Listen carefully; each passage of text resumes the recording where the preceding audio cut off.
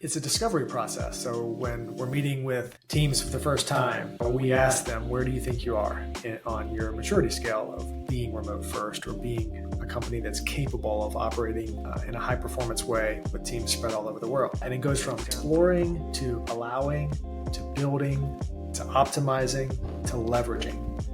And most of them think that they're somewhere between building and optimizing. And a few really bold ones are like, oh yeah, we've already got this in place. Like we're leveraging it. We think we're leveraging it. But then we do the research, we do the interviews, we look at their tool stack. And most of them actually fall somewhere between allowing and building. So in other words, they've just actually started allowing it to the point where IT conversations can be had on, do we have the right tool stack in place to actually build upon this? And so for most companies, it is a bit of a shocker to see where they land. And of course, it's no surprise to your listeners, but where an executive thinks a company is along the spectrum or where along the spectrum is usually quite different than an individual contributor on the front lines who actually have to tap into these systems every day. A lot of the building that is going on in executive slide decks are more theoretical. It does take a while for these conversations to actually lead to purchase orders and lead to implementations and lead to change management and then lead to differences in the way that teams actually work with these tools. So there is a lag there that we see. You're listening to the Modern People Leader podcast, where we go behind the scenes with today's top HR leaders and work experts. We talk to them about how they've gotten to where they're at, what they do every day, and what they see coming next for the future of work. Hope you enjoy. All right. It's funny, right before we hit record, I said it's going to be like old friends catching up. So welcome back, Darren. You are a dear friend of ours. We've had you on the show multiple times, different formats. You've been at various organizations and you've recently embarked on a new chapter. And so super, super excited to talk about that. And I guess on that note, let's start with good news. You know the drill. We like to kick things off with personal or work-related good news. Just a way to recalibrate and kick things off with a little positivity. And we prefer for our guests to go first. Yeah, I love that. Good news on our side. My wife and I are in the process of becoming licensed foster parents, and we're almost there. So there's been some good positive developments. Maybe your prior listeners remember that my wife and I adopted our son at birth almost 7 years ago now, Wow. Which is wild. And so the adoption journey has been such a blessing in our life. And so now we're stepping into the foster care journey. And so we're excited about the positive developments there. Nice. That's going to be really hard to beat. Daniel? I'll go. I'm going to keep mine super simple. We got a puppy. This darn puppy. I'm not even a dog guy or a pet person for that matter. Now you are. This little golden doodle has us wrapped around her fingers already. She's been here a week, but she's such a good girl. Yesterday, she went pee and poop outside 100%. She slept through the night. I know it's fleeting because she's a puppy and she'll do puppy things, but that's my good news. I did not have to clean up pee or poop in my house yesterday. That's all I got. I'm going to go with one personal and one work related. So on the work front, we got 3 sponsorships over the finish line in the last 7 days. And so that felt really good. Feels like our sales engine is humming. And yeah, that hasn't always been the case.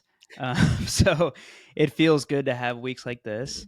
And then on the personal front, what do I got? Well, yesterday, both sets of grandparents were out of town. And so that meant we didn't have childcare because they split the duties. And so we had to, between Tori and I, split parenting duties while also working.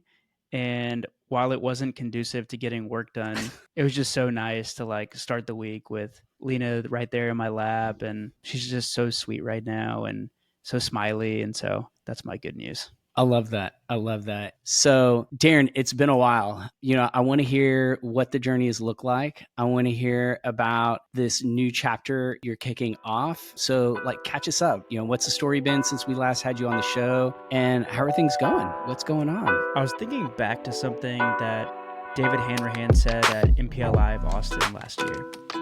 He very smartly predicted that the future of performance management would be powered by AI in real-time data. And I remember at the time immediately thinking, like, what does that even mean? And the way that he described it was, instead of relying on annual reviews, he envisioned tools that surfaced insights instantly. So pulling from real conversations, projects, and day-to-day work. Fast forward to today, and that now exists with Topic Flow. Topic Flow was built by the same team behind Seven Geese, just reimagined with an AI native approach. Their platform connects to the tools that your people use, like Salesforce and Jira, and brings coaching and feedback into the flow of work inside the tools that you're in every day, like Slack and ChatGPT, with no extra logins or app switching. And when it's time for reviews, all of the relevant data is automatically compiled, making reviews and calibration fast, fair, and grounded in real work, not memory. Oh, and if you're stuck in a contract with a legacy tool, Topic Flow will buy you out, import all of your past data, and fully onboard your team at no cost. If you want to learn more about this product, go to topicflow.com/MPL to talk to their team. That's topicflow.com/MPL. Thanks, man. So new since the last show, I've gone independent. And so after many, many years of helping organizations like GitLab and Ford and Zillow figure out how to make remote work, I'm taking that to the masses. And it's been so fun getting to know leaders around the world that are in various shapes and sizes, various stages of companies, from seed stage startups to ones that household names that we've all heard of. All of these companies are wrestling with these new realities of building a modern workplace. And I'm able to take the experiences that I've had and scale those and translate those into leaders that are building the next wave of what modern work looks like. And I guess what led to this big change in your life? I know the story. If you're comfortable, I would love to hear a little bit more about that. And honestly, I'm surprised it didn't happen. I mean, this is the information that you have, the expertise, it's like so niche and so many companies need it, still need it. So, I mean, this is like a no-brainer to me, but yeah, I'm curious, what was like the burning platform? Thanks for that, man. I appreciate that. Look, when I left GitLab, I had a lot of people reach out to me and they say, like, you should launch your own thing. You should go independent. We could use your help. And it was really flattering, but I wanted a few more reps. I wanted to work in a few more companies that maybe weren't built for this, to build deeper empathy on just how difficult and complex and layered change really is. And so you see a different side of things when you go work at an organization of over 100,000 people. And you go see a different side of things when you work in different industries, manufacturing, for example. Like, how does this work outside of a scaling tech startup that was built from the ground up to be remote? How does this look when you're in an organization that was built with a different DNA, and there's a meaningful shift in becoming more modern and becoming more progressive and becoming more understanding of, we have people all around the world. We should probably rethink how we work. And the timing was just right. It just felt right. I'm a dad. I have an almost 7-year-old, and I'm having the time of my life. And the ability to say yes to clients that really light me up, say yes to people that really light me up, but also provide that agency, flexibility, and autonomy that I need to be the best dad and the best spouse that I can be. There aren't many configurations of work where you can get all of that. And it just felt like now was the moment to open that book of business to the world and see what was out there, and also step into a new season of fatherhood. Well, congrats, man. Yeah, I feel like we were two of the people a few years ago that were like, I feel like Darren could monetize this. Like, this is a very like niche and useful skill. And so congrats on finally going independent. That's huge. Thanks, brother. I appreciate it. And there's a lot of need out there. A lot of companies are trying to figure out how to operate more efficiently and more productively, especially in the age of AI, where a lot of companies are not finding the ROI because they're just layering AI on top of their existing infrastructure, which they didn't put much thought into. It's been fun to work with leaders who recognize, hey, we need to pause, back up, and really invest in the infrastructure if we wanted to pay dividends when you inject AI. And I guess, I mean, this is already off script. We're 2 questions in and we're going off script. What's the biggest difference in the conversation today again, given your expertise, remote work and distributed work, how has the conversation shifted today? What are the kind of unique differences today than kind of 2 years ago, 3 years ago when we last had you on the show? I think there's a more acute identity crisis now than there was a few years ago. And one of my leading messages to clients now is in 2025 and beyond, every company is a distributed company, whether or not they want to identify as such. And so I'm sure you've seen some of the large mega cap tech names in the news who are attempting to mandate a forced policy around returning to office. And they'll list any number of reasons why they're doing that. But even those companies, if they have multiple floors in one building or multiple office buildings around the world, they are remote to each other. There's no getting around it. These companies do work on the internet. And if any part of your business is distributed, you have to go to first principles and make sure that distributed first principles are in place. Because guess what happens to the distributed part of the work when people aren't in an office and everything is built for the office? It either doesn't work at all, or it works, but it's incredibly inefficient. And it's an inferior experience to both the people doing the work as well as the customers on the receiving side of that. And so there's an identity crisis for companies and leaders saying, like, who are we? And I think it's missing the point. The point isn't where do you spend most of your time? The point is, have you adapted how work happens for the realities of the modern world? And so paint a picture for us. Like, let's say you're a company with, I don't know, that's operating out of 15 different countries. And even in the US, you have an office with 4 different floors. Your company's distributed. What do the broken systems look like? I think the easiest way to understand this is if you envision a company as an operating system, and there's layers of code that make this operating system work. When a company is primarily in the office, they don't spend a lot of time writing the proverbial code around communication. How information is transferred isn't something that they spend a lot of time architecting. They spend way more time on the lighting and the HVAC systems and the hallways and the elevators.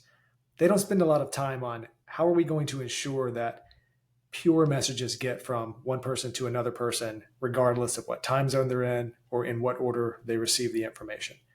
Instead, they say, let's just get everybody in one physical place, and that will be the patchwork that patches over this unwritten section or maybe poorly written section of communication code. But the reality is, even if you have most of the people in one office, if they are partnering with someone in another office, let alone 3 or 4 other offices, this is going to start to break down because you're not going to have maximum fidelity when you don't have everyone in the room.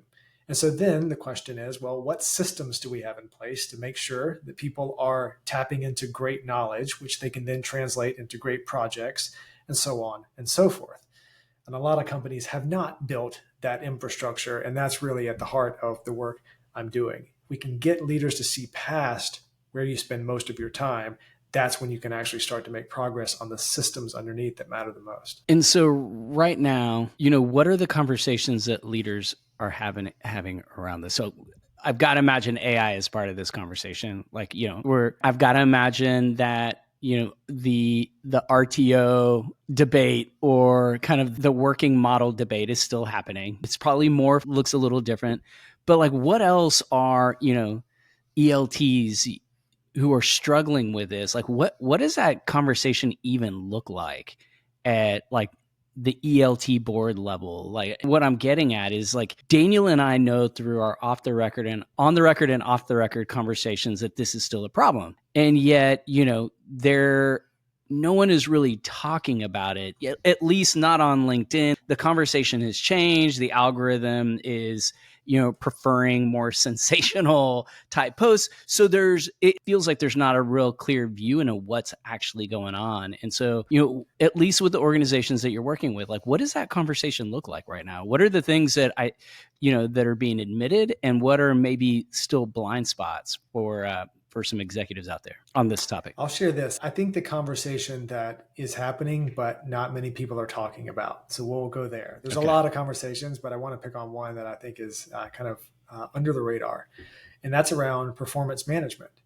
Ooh. And a lot of executives are looking at the performance of their teams and individuals, and they're trying to squeeze every ounce of productivity from the individual people that are on the teams. But what they're not realizing is that in their position, they're not responsible for the driver so much as they are responsible for the car that the driver's in.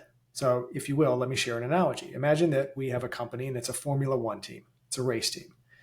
Now, the executive team is actually responsible for ensuring that the car that is put on the track has new wheels, has a fully functioning steering wheel, has mirrors in all of the right places, has met all of the safety regulations, that there's actually fuel in the tank, and so on and so forth. And if the executive team puts effort in building an amazing machine or a system, then the driver you put in there can perform to the highest level. But if you take the most talented person on your team and you put them in a vehicle that has no mirrors, that only has a tenth of the gas tank full, and that has buttons on the steering wheel that are on the fritz, how do you think the team and the person is going to perform? And so I think there is an opportunity here to really flip performance management on its head. Instead of looking at the individual first and saying, what can you do more of? It's actually starting at the system level and saying, as an organization, how can we make it easier for people to step into our systems and do well? Because you could arguably put a subpar driver into an above average car and they are going to perform better. And so, of course, both the driver and the car in this example matter. But I see far too much attention being paid to the individual, especially in the age of AI. You can't just put AI on top of an inferior system and then expect individuals to thrive in that system.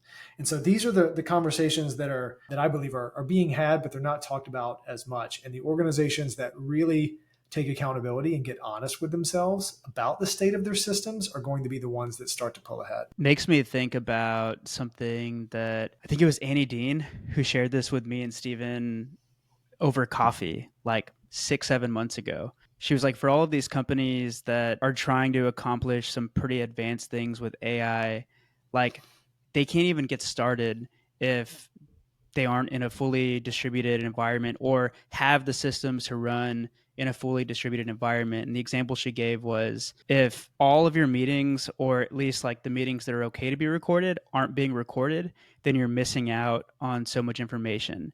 And think about what you can do with all of that data if you're capturing every all hands, every sales meeting, every discovery call, like all of the different touch points throughout the day, or you're capturing it via Slack, or you have like good documentation practices for all of the things. And so that's what's coming to mind for me. And I know you say that you have a remote first maturity scale to evaluate organizations and their systems. I guess first, what is this remote first maturity scale, and where are most companies on this scale right now? Yeah, it's a discovery process. So when we're meeting with teams for the first time, we ask them, where do you think you are on your maturity scale of being remote first or being a company that's capable of operating in a high performance way with teams spread all over the world?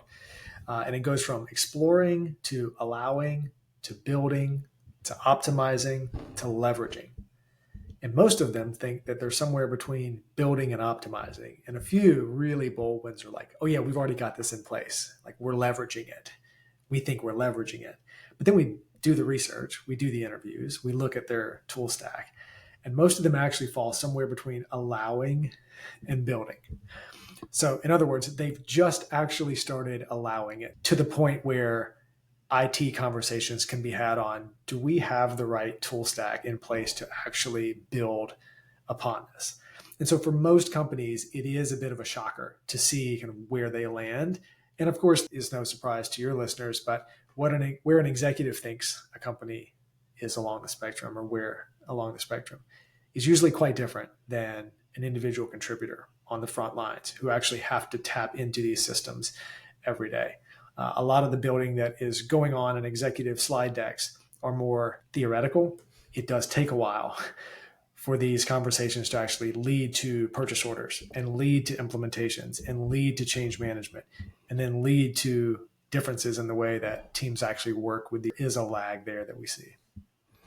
Another thing that came up, Daniel just got my mind racing from that coffee catch up we had in Manhattan with Annie. And it's funny because I remember at the time, in some amazing French coffee shop that, of course, Annie suggested, I was thinking, God, it sounds like a conversation I would be having with Darren Murph, where she was walking us through the importance of knowledge management to the future org and a future workplace that is powered by AI. Future workplace, period, but especially one that is powered by AI.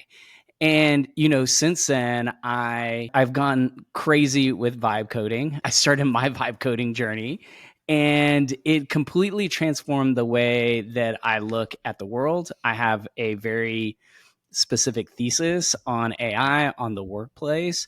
And a huge part of that thesis, I've launched my own newsletter, like all of these things happen from these conversations. And the importance of an org brain is kind of what I call it and what I've heard other companies call it.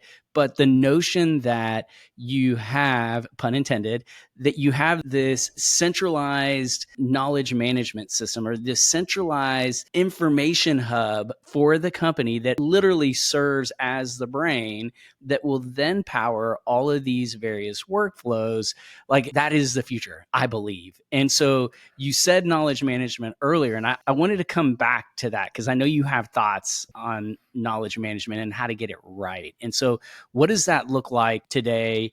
Modern organization that's trying to build a world-class company, like how are they approaching knowledge management? Thanks for teeing that up. I will back up and say that the orgs that we work with, kind of wherever they think they are on the spectrum of distributed, whether they're fully officeless, whether they're hybrid to some degree, whether they're actually still in the midst of some sort of RTO transition, what I try to get them to focus on is the operating model is what needs to be looked at and tweaked and changed. And so we use a 4-pillar framework. We start with knowledge management, and then we go solve project management, and then we go solve self-management, and then we go solve performance management. But they're in that order for a reason. Knowledge management is at the heart of it because knowledge is the new currency of trust, and businesses operate at the speed of trust. And when you have everyone in an office building, it's, do I trust this other person? If I can have conversations quickly and transfer information from one brain verbally to another brain, we can operate in quick fashion. But when you have people spread out all over the world, you're talking less with people and more with systems. And so it's a distributed network where you have people all over the world that are tapping into a centralized org brain, as you put it. This knowledge center is absolutely vital.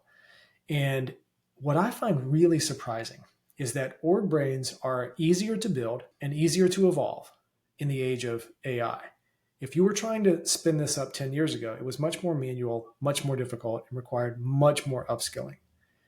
But at the same time this is true, I see many organizations running away from the very environment that would make it easiest for them to take advantage of this. The more that you co-locate people, the less likely it is that they are going to codify information in a documented way such that all of your AI systems are able to tap into it. And so quite literally, if you have people in a building and they're having a face-to-face meeting and none of it is documented, that is incredibly rich, vital information that now no one else in the company, certainly not your AI systems, will ever have access to. And we've all heard garbage in, garbage out, but it works the other way too, gold in, gold out. And so companies that are really intentional about making sure that we put as much information into the system as possible, that gives AI more to work with. And distributed teams, it's a forcing function for them to write more things down, for them to record more meetings. When you are in an office, it's easy to default back to old habits and you think, oh, no one's going to need this information in this brainstorm. Let's just go grab a coffee let's just go grab a boardroom. We don't need to record it. And then, of course, the next great idea comes from it. And then you're like, now, was it A before B or B before A? And if you had just done it over Zoom and recorded it, you wouldn't have to remember it. The machine remembers it. Yeah. And to me, this just seems like abundantly obvious, but it's one of those things that proves the point of obvious things are only obvious to whom they are obvious. And for organizations or for people that have not worked in organizations with strong established org brains, strong writing cultures, strong rigor around documentation, they don't know what they don't know. And so most of them default to unrecorded meetings to move work forward. I know. So building an org brain is going to look different from one company to the next.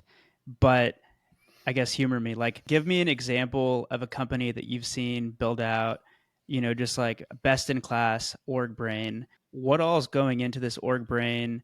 And I guess even give us the details of like what tools they were using, how they were getting people to contribute to this org brain, how much of it was automated versus how much required like manual upkeep. Yeah, what all goes into building an org brain like this? So I'll say there's a close correlation between award-winning high-performance distributed companies and companies that have great org brains. And so you think of names like Atlassian, GitLab, Doist. These are companies that see distributed work as not just something they allow, but something they empower. It's a part of their actual DNA, and they proudly wear it on their sleeve. And so they are proud to invest the effort into standing up the infrastructure that makes it great. In terms of what it looks like, look, someone's in charge of it. If you want a great security organization, for example, then you hire a chief information and security officer, and you put together a team that is responsible for stewarding the security of all of the information that comes and leaves your organization.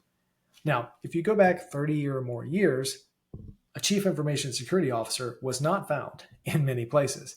But we hit this tipping point where we thought, this is actually now a fundamental product, a fundamental output of our company. We need to invest in a leader to steward it. We need to invest in a team.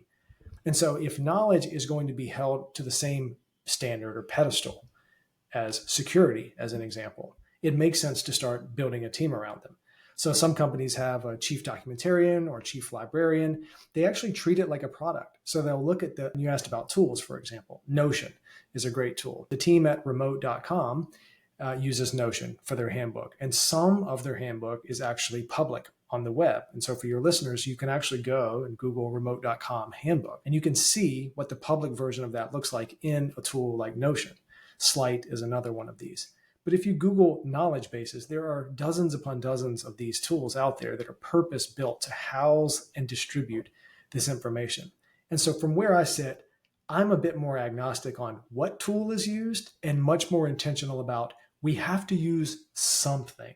It can't just be scattered around a Dropbox or a Google Drive without intentionality. It has to be an actual product in the company that we care as much about as something like security. One of my top 3 goals between now and the end of the year, well, really now between my baby coming in late December, is doing a deep dive on Notion. Like, I had no idea. I had seen cool handbooks and, cool things built. Matt McFarlane is a compensation expert in Australia, and he's got like all of these resources built in Notion. I think of OpenOrg. They're based in England. But I had no clue where you would even start, how you would even like build these tools or something like an org brain. And come to find out, there's like custom GPT bots that are Notion experts that can help you build all the things, build the databases, build the forms. Like these are available in the custom GPT store? Yeah, they're like are resources available to a lay person to quickly become a Notion power user. I had no idea until an AMA I had with Thomas Forstner, and Thomas is a VP of people that we've had on the show. And he's like a power user the way he uses it. And so I guess that leads to my next question. We're not all experts, and I feel pretty proficient myself. And I literally just said, like, I want to dive deeper into some of these resources because it does feel a little not overwhelming and not cumbersome, but just daunting maybe. And so for, I guess, the HR leader who doesn't have an org brain, and it really doesn't have anything centralized, like what does that look like? What does like the MVP of an org brain look like? I would actually surmise that most HR leaders listening to this call are further along than they think. Most companies of size will have an intranet or a wiki. This is a centralized place where, at the very least, your policy documents are curated together. Think travel policy, expense policy, signing up to get paid, the kind of essentials that you would send a link to your new hires during onboarding. Almost every company has at least that put together. That's actually not a bad start for what I call a handbook, for something that could evolve between just a repository for files to more of a living, breathing operating manual. The visual that I like to share with people is, imagine if your entire company was a widget on Amazon.com and someone could one click buy that and it shows up in their mailbox. And so they rip open the box and they turn it upside down and your company falls out on the table. And they look at it and they're like, this is a complex thing. There's a lot going on here. And most organizations are exactly like this. When you have a new hire start in the first week, that's exactly what they're thinking. There is a lot going on here. And so what most people would do is they would give the box another couple of shakes. And then they would look up in there and they would blow and they would say, like, please, is there an operating manual that's going to come falling out of this? Because I really need some paperwork to go along with this. And I say this with some levity, but you can kind of sense the truth in it. Like, whew, that would make things a lot easier if someone had thought to codify, like, how do you actually operate this thing? And that's really where I start. If you pick up a tool like Notion, the advent of AI has made this so much easier to get started because you can simply ask AI for templates on building a handbook for a company with insert your functions here. And so if you just have that basic information, say we have 12 functions in the company, you put that in there, it will output a template, a skeleton that you can then start to build out. And you would assign each of those functions, finance, marketing, legal, etc., to their respective leaders and say, now this is your responsibility to take this from a blank document to being something that is built out. Maybe start it as an onboarding initiative where we want to make sure that new hires show up and they aren't looking for the proverbial operating manual, that we actually provide them something a bit more robust than a wiki. And then it can grow from there. But essentially, you want to make it robust enough that a new hire or even someone in a partner firm could spend a few minutes or a few hours searching around in this database and get a feel for how things work in your company. And so going back to the 4 pillars, so you said knowledge management, project management, self-management, and then performance management. So I think you've done a pretty good job of explaining knowledge management and the importance of that. Let's move on to project management and using this, scenario of a new hire walking into a new role and wondering like, what the fuck is actually going on? And so let's say they go into Notion or Confluence and they're able to find, some of the answers they're looking for about the company. But their next question is around like, well, how does my team actually operate? Like, are we like in a Asana company? Are we using Jira? Do we have like some obscure like system that we're operating out of? Are we working in an agile fashion? Or do we have like some other like operating model that we should be working off? And then, I'm guessing if it's a mature organization, you'll already have a link to the marketing team's Asana, and you can see all the different, projects going on, where things stand. Is that what you mean by like having those things in order? 100%. Let me tell you how it works in most organizations. So let's say you join the marketing team and you're expected to deliver results right away.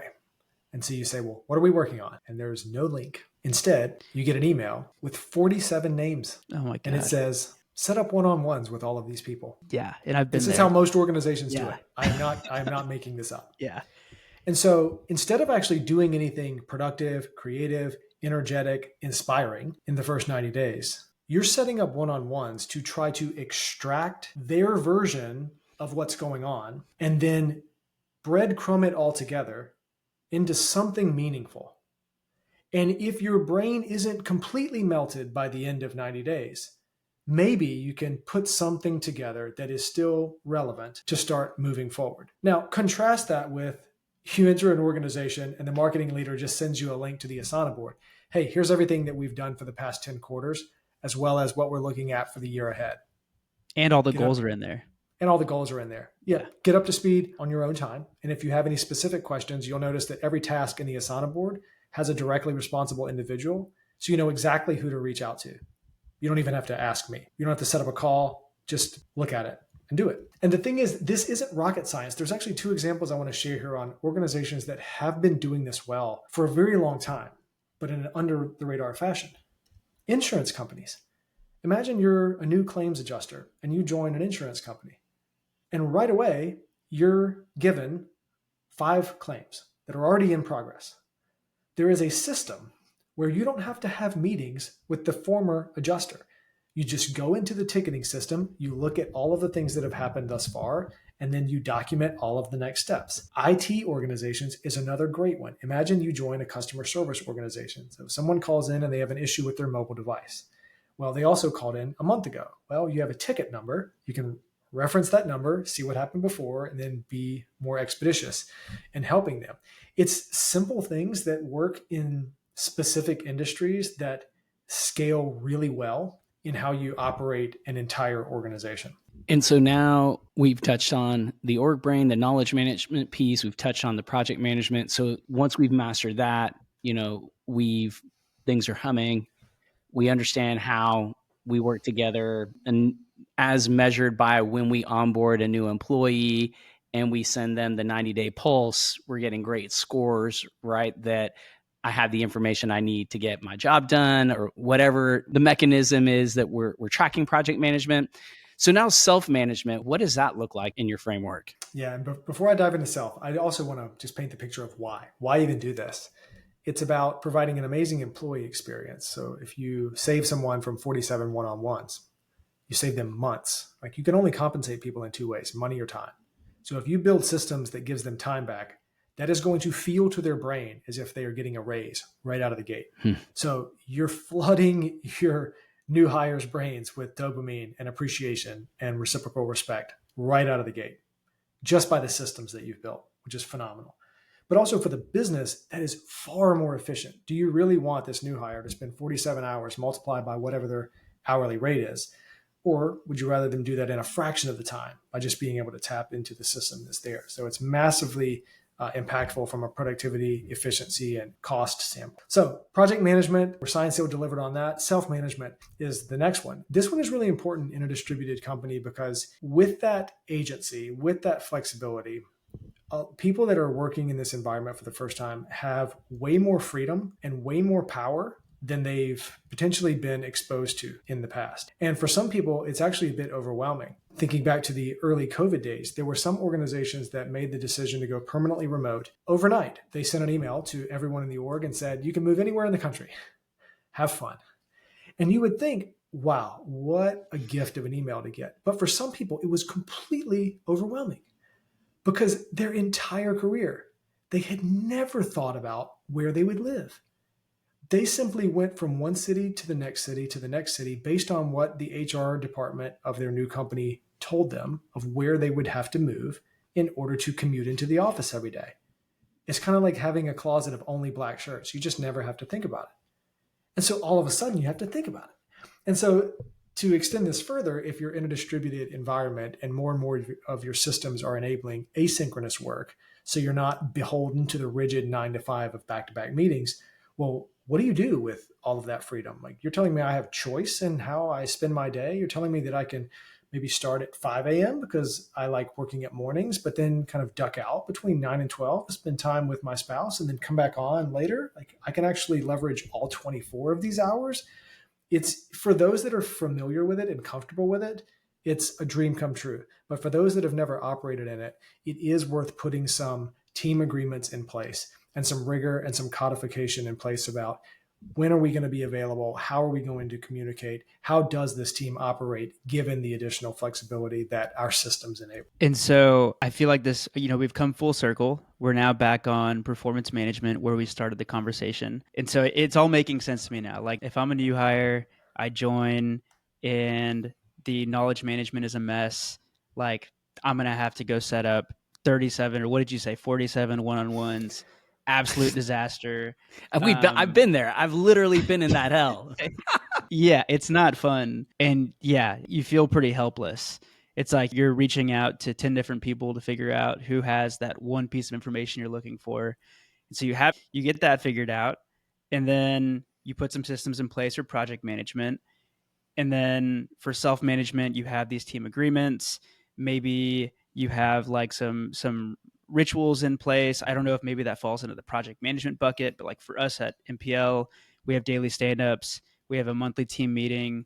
Like they're just like some, agreed upon rituals and like practices that we have within the business that everybody has sort of gotten behind.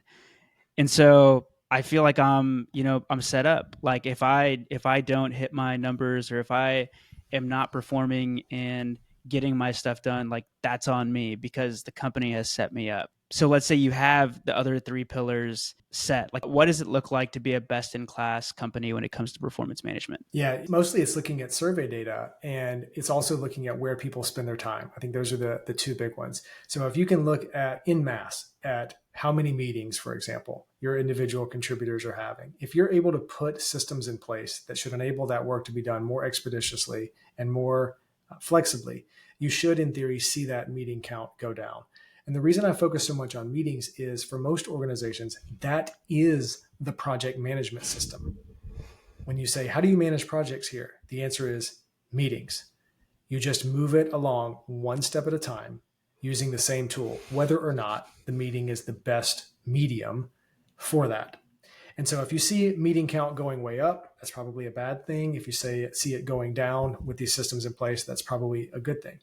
And then you're going to look at things like retention and survey results. Generally speaking, if people have better systems in place such that it is more seamless and more frictionless to interface with the company, again, going back to the operating system example, if they find it easier to get their job done, they're going to report higher marks. They want to continue working there longer. They want to recruit their friends into it. And they should be invested in how do we ensure that these tools are kept up to date, that these tools and systems that make my life so great continue to be well maintained. And so what I've seen is that a lot of companies that start this up end up getting a lot of buy-in from the people that use it. It's not all on the company to maintain them. These are rare environments. And so when you put people in them on the performance management side, they actually usually will lend a hand to continue to maintain those systems. Yeah, I mean, I immediately think of, going back to Thomas Forstner. He's a VP of People and Talent at a company called Juro, and he's been on the show. And literally, they implemented many of the systems. Obviously, they looked at what the words he used to describe, the four pillars was slightly different, but they did that work as a startup, and then they implemented traditional performance management, and it was a disaster. Everyone hated it. The CEO hated it, and the CEO, told him directly, like, I don't feel that this is improving my talent density, and I don't understand, like, not trying to break the rules, and avoid them, but like, why are we having performance improvement plans? Like, isn't there a better way in which people are either informed more quickly of the things they're not doing well, or they're managed, out of the business? Maybe, it's agreed that, it's time for something different or something new. Like, why can't this be more organic in that's what I want performance management to be. And so, but literally, when those things, as you were describing the pillars, like if those things are in order, you're going to have clarity, you're going to have alignment, you're going to have accountability. Like to Daniel's point, at Modern People Leader, a rock is either progressing or it's not progressing. And if it's not progressing, we know why, because we have, forums to talk about it. And if there's an issue, then I don't have to, if I'm not delivering on my sales numbers, like Daniel's already going to know and will already be thinking proactively of things that we could do differently because of all the systems that we have in place, because of how we look at performance and how we manage it. But I think that, for whatever reason, CEOs and leaders are like hanging on to these old relics of the past, the annual performance review, or, 6 month, 360 feedback every 6 months. And then, it's disjointed, just getting through it. It's not connected well with processes. And so what is how have you seen leaders work past, okay, how can CEOs or HR leaders get to that moment, like Juro's CEO, of like, hey, maybe, is there some way we can radically think differently about this? Because it seems to me that there are so many that are still just kind of rooted in the past and rooted in these legacy ways. So we've spent the time thus far talking about the tactical and the practical. What are the technical elements you need to make this work? But something that we have not spent much time on is the human heart and the human brain. And this is where organizational design enters the chat. Mm. The reason why so many of these leaders are hanging on to old things, or in cases of RTO, are actually retreating back to their last known state of familiarity, is something called the complexity theory. And there's a layer of that talks about how humans react when they are absent coherence for too long. Even the most hardened, resilient person in the world has a breaking point that if they are thrust into chaos for long enough, they will make suboptimal decisions in order to get back to a state of coherence. Even if they logically know that it is not moving the team forward, it is not moving the organization forward, that it is not the future, they are still willing to take the step back for the comfort of coherence. And I think this is exactly what's happening for companies that are returning to the office. COVID thrust them into chaos. They did not deliberately choose to reinvent their operating model and reinvent the identity in which their workforce was distributed. They had no choice about it. And so that's going to feel like chaos. And once you're in that for 2, 3, 4 years, you can only tread water in that for so long before you either make the decision, hey, I'm going to spend the rest of my energy swimming across this proverbial lake that I've been in and get to the other side, the side that is not familiar, the side that we've never been to before, but the side that I think is where the future is. Or I'm going to take the remaining energy in my lungs and I'm going to paddle as hard as I can in the opposite direction, back to where I came from, giving up all the gains that I made over these last 3 or 4 years. And even if they know that it's not the right thing for the future, the human brain can't help itself. And so we can't underestimate the power of human psychology, hard-coded human psychology in these decisions. And I share this because a lot of people will look at this strictly through a rational or a logical lens. And they look at these companies going back and doing things the old way. And they say, what am I missing? What do they know that I don't? And sometimes it's not that. It's that they need coherence more than they need to evolve. And also they're saying like, what the hell am I doing with my life? I think that's like the result of like what did you call it? Like the incoherence or whatever you said. Like it's like none of this makes any sense. Like what am I doing? Like why am I spending all of my time working for this company? Like what's the point of all of this? I'm starting to hear that from almost every person I talk to. I mean, I'm 31. Most of my friends are, I guess that's still considered like early. Like we're at this point where everybody they're getting promotions, they're coming up in the world, but we're still young. And maybe it's just like an age thing, but everyone seems to be at that point. And I don't know what it is, but I'm sure this is contributing to it. It absolutely is. There is this moment of clarity from the employee perspective. And so that prior example was mostly from leadership that can make a decision one way or another on the massive structures that they're in charge of. But for the individual, this is absolutely kind of a moment of clarity where if they were exposed to a different way of working during COVID, you don't just forget that. And you start to build new rhythms and new rituals, and you start to appreciate the fabric of agency and flexibility. And you, as many companies proved during COVID, it's not mutually exclusive. It's not that it's a zero-sum game. You actually can give people remarkable amounts of flexibility in their schedule and how they get work done. And they can generate equal, if not superior results, so long as the systems are in place. And so I think what you're sensing is that people are realizing that time is precious. Memento mori, be aware of your own mortality. This is something that is on the minds of people each day. And when they log into a wall of back-to-back meetings from 9 to 5, they think, is this really the best way that I can spend my day? Will future me really appreciate that current me spent this day like this? And it is an interesting time in the workforce where more and more voices are collectively asking themselves that question at once. And I think it's a phenomenal accountability partner to companies to build better systems, because this is what the next wave of talent is going to look for when they come seeking their next job. Hey, how are the systems here? Do you make it easy for me to do my best work? Because a human's time is their most precious asset. And so if a company respects that by the tools and the systems that they build, people are going to reciprocate that. I can't believe we're at that point in the conversation where essentially an hour has gone by and we have to turn the corner to wrap it up. And I'll never know the feeling of like being a rock star, like Rolling Stones after a 5-year hiatus, or Pink Floyd 10 years off, and then they come back and they jam together. Like, I will never know that feeling, but I feel like this is what it feels like, Darren, because you are just a clip machine. You are just like a wisdom dropper, and it's just been a lot of fun having you back. And I like this, not unhinged, but like this no restriction Darren Murph, because I feel like there's even more that you have to offer the world now you're doing your own thing. And so we're at that point where we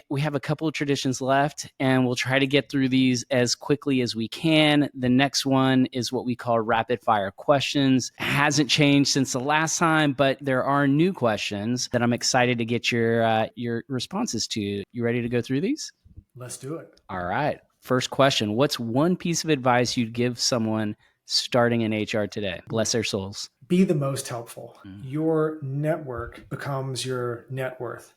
And this is especially important for people that are earlier on in their journey. I would say do some research on the power of compounding. So what you can do earlier in your career, if you give yourself more time, it compounds. Your network compounds, your finances compound, your knowledge compounds. And early on, if you're the most helpful, you'll be exposed to the most innovation, and you'll be exposed to brainstorming sessions that others might not. And so early on, optimize for being helpful, and make sure that you build authentic and genuine connections. I often said when I was earlier in my career, some of the people that I was training and hiring onto my team, although they were younger than me, I might work for them someday. And that's a good mentality to have. That's great advice. Next question. If your team gave you a superpower nickname, what would it be? And maybe this is for your former team. Intentional. I would hope that people who have worked for me or with me would say, yeah, this guy doesn't do anything by accident. I'd agree with that. He's thoughtful, he's intentional, and he's steadfast. And if those are the legacies that I leave in the professional realm, I'll be quite pleased. I mean, even in the like hallway conversations that I've had with you, Darren and I ran into each other at Transform for like 5 minutes, and it was an intentional conversation. Yeah. I expected it to be like, hey, how are you doing? Like, all right, see ya. And yeah, that's not you, Darren. It's always going to be intentional, and I love that. All right, I'm going to keep this moving. Next question. If you could steal one strategy, business, HR strategy, whatever you want from another company, what would it be and why? So I'm going to back up on that last one. And where that comes from is there's a passage in Psalm that if you number your days, that you can gain a heart of wisdom. And so that's where that comes from. Number your days. That's how you gain a heart of wisdom. Okay, if I could steal one strategy from another company, what would it be? Doist. Doist is a phenomenal engine at asynchronous decision making. And I have been in a few organizations that are really good at this, but more often than not, this is something that really trips up even high performing distributed companies. A lot of leaders will get to a certain point along the decision process and they'll say, we have to get together to finalize this. And I'm not saying that that's not the correct approach in some instances, but I really appreciate how rigorous Doist is about putting systems in place such that they can make decisions with a global team, and they document those decisions such that they can go back to them and iterate on them and make them better because the baseline was already established. I feel like we need this for the modern people leader. Like, I feel like we're very good with, we're probably like in the top like 5% for async work. I mean, there's only a few of us, but decision making so hard async. And so I think he'd be, well, the next question is, who do we need to have on the show next? And we have a doc, so I know who you're going to say. What's the response to that? He works there, right? Correct. So Chase Warrington, he's the head of operations at Doist. And he and I have been friends and thought partners for many, many years, and very much cut from the same cloth. And so I can attest that he knows some secrets that other organizations do not know about async decision making. And he has seen it work for many, many years. And so I think he would be an awesome guest. And before we move to one word close, I feel like we should give you the opportunity to tell people how they can work with you. You help with all of the things that we just talked about today. And honestly, like, we don't usually give our guests an opportunity to plug themselves, but this isn't you, Darren. Just any guest. Yeah. Exactly. Yeah. So how can people work with you? How can they find you? I appreciate that, guys. It's very generous of you. DarrenMurph.com. You'll find my email address on there, Darren@DarrenMurph.com. And of course, follow me and connect on LinkedIn. And if you do that, you'll find out my zones of genius, the work that I want to take on. But yeah, if this has sparked some interest in you and your team, reach out to me. I'd love to connect and help. Amazing. I think that gets us to our last tradition on the show. We call it one word close. It can be a word or a few, just as we reflect on the last hour and change that we spent together, how we want to wrap things up. And again, we prefer for our guests to go first. Awesome. I'm going to use conviction. I think that's the word of the season right now. I think for individuals, really lean into the conviction of where you're going next, in your next chapter or in your next season. And for companies, don't be swayed by the social proof of what's happening in the news. Have deep conviction about what it means to be your company, and be bold about going in a direction that might not be where the majority are going. If you have conviction around it, it is incredibly powerful. That's how you galvanize a team. You want to go next, Stephen? Yeah, I'll go next. I'm going to go with trust your gut. Because Darren, you shared with us right before we hit record that you were thinking about rescheduling this conversation. And man, what a banger of a podcast we just recorded. And at the last minute, you changed your mind. And I was going to push back a little, like, hey, if you're really not feeling up to it, we don't have to do this today. And so you trusted your gut, and I'm glad you did that. So thank you. And I'm going to say, number your days. Such a good reminder. As Stephen said, you always drop so much wisdom on the podcast. And so thank you so much for coming back. I mean, I think this is your third time. I think that's right. Yeah. So you're going to have to come back for your fourth up there sometime soon. Yeah. I appreciate you. God bless you, brothers. This was a lot of fun. Thanks for having me on. Yeah. Thanks for joining us. All right. Bye. Thanks for tuning in to another episode of The Modern People Leader. We really, really appreciate it. And if you enjoyed the show, please leave us a 5-star rating. It would mean the world to us. And connect with us on LinkedIn. We want to know what you think about the show, and you can find links to both of our profiles in the show notes. Thanks again for listening, and see you on the next episode.